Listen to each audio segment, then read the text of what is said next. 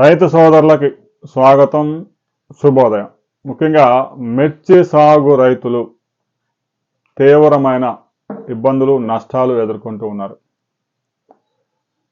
గత సంవత్సరం నుంచి కోల్డ్ స్టోరేజ్లో స్టాక్ పెట్టిన లక్షలాది క్వింటాళ్ళ మిర్చికి ధర రాకపోగా కోల్డ్ స్టోరేజ్లో మిర్చి స్టాక్ పెట్టేటప్పుడు క్వింటా 24,000 ఉంటే ప్రస్తుతం 13,000, 14,000కి పడిపోయింది. కోల్డ్ స్టోరేజ్లో ఖర్చులు క్వింటాకు ఒక 6,000, అంటే ఒక 6,000 క్వింటా ఖర్చులు, తగ్గిన ధర ఒక 12,000 కలిపితే క్వింటాకి రైతులకు 18,000 నష్టం వచ్చింది. ఇక కోల్డ్ స్టోరేజ్లో మిర్చి అలా 30 లక్షల టికీలు పైగా గుంటూరు సమీప ప్రాంతంలోనే అలా నిల్వ ఉండగానే కొత్త పంట కూడా రావడం మొదలైంది. ఇక జనవరి 15 సంక్రాంతి ఒకసారి అయిపోయిందంటే పెద్ద ఎత్తున కోతలు మొదలు పెడతారు. స్టాక్ పెద్ద ఎత్తున వచ్చే అవకాశం ఉంది. ఇక కొత్త సరుకు వస్తే పాత కొనేవాడు ఎవడుంటాడు? అందుకే మిర్చి ధరకు కూడా మద్దతు ధర ప్రకటించడంతో పాటు మినిమం సపోర్ట్ ప్రైస్గా ఒక 22,000 ఉండాలని చెప్పేసి చాలామంది రైతులు మనం చేసిన వీడియోకి స్పందించారు. కోటి ఉత్తరాలతో ఉద్యమం చేయబోతా ఉన్నాం. పిల్లి మెడలో గంట కట్టేది ఎవరో ఒకళ్ళు కడితే కదా చొరవ తీసుకొని. భారతదేశంలో రిక్షావాడికి, ఆటో తోలుకునే వారికి కూడా యూనియన్లు ఉన్నాయి, కానీ రైతు సంఘాలు మాత్రం, ఆ రైతు సంఘాల నాయకులు వైట్ అండ్ వైట్ వేసి రాజకీయ నాయకులతో మిలాఖత్తై ఆ పార్టీలో ఒకడు, ఈ పార్టీలో ఒకడు దూరి పదవులు పొందడమే కానీ రైతులకు మేలు చేసింది లేదు. ఒకడు రైతు కూలీ సంఘం అంటాడు, ఇంకో పార్టీలో ఇంకొక రైతు విభాగం ఉంటుంది, ఆ పార్టీలో ఇంకో రైతు విభాగం ఉంటుంది. ప్రతి పార్టీలో రైతు విభాగాలు ఉంటాయి, దానికి ఒక నాయకుడు ఉంటాడు. ఇక రైతుల సమస్య గురించి అంతా వాడే రైతుల సమస్యలన్నీ పరిష్కరించినట్టు ప్రెస్ మీట్లు పెట్టి పోతా ఉంటాడు. కనీసం మిర్చికి మద్దతు ధర ప్రకటించాలి అని ఒక్కడు కూడా గలమెత్తింది లేదు. మనం మొదలు పెడదాం.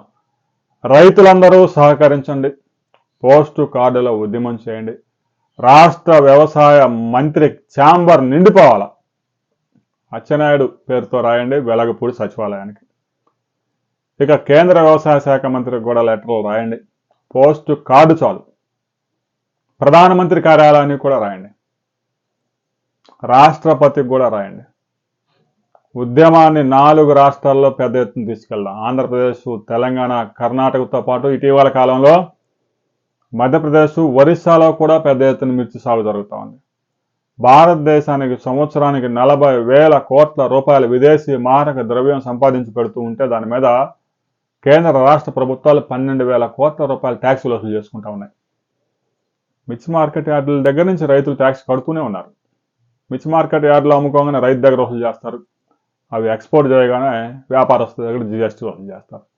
ఈ విధంగా రైతుల దగ్గర నుంచి ప్రభుత్వం వ్యాపారాలు చేయడమే కానీ 76 పంటలకి మద్దతు ధర ప్రకటించిన కేంద్ర ప్రభుత్వం మిర్చిని ఎందుకు ఆ లిస్టులో చేర్చలేదు? మినిమం సపోర్ట్ ప్రైస్ ఉంటే అంతకన్నా తక్కువకు ధర పడిపోయినప్పుడు కేంద్ర రాష్ట్ర ప్రభుత్వాలు ఎంటర్ అయ్యి ఆ ధర కొనుగోలు చేస్తాయి. అంతకంటే మార్కెట్లో ఎక్కువ ధర వచ్చినప్పుడు రైతులు ఎక్కడైనా అమ్ముకునే స్వేచ్ఛ ఉంది.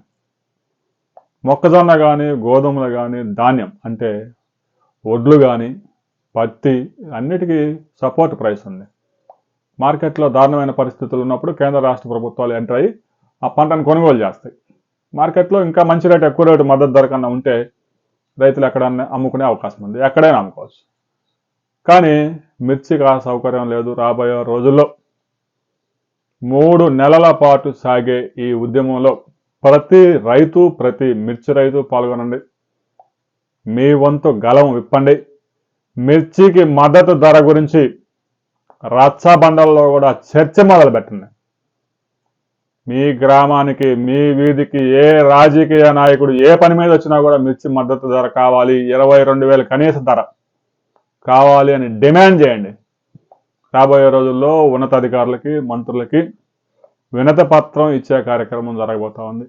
రైతు సోదరులందరూ సహకరించండి. మీ అభిప్రాయాలు కూడా కామెంట్ చేయండి. ఆ అభిప్రాయాలు కూడా పరిగణనలోకి తీసుకొని మంత్రులు, ముఖ్యమంత్రి, ప్రధానమంత్రి దాకా ఈ ఇష్యూని తీసుకెళ్దాం.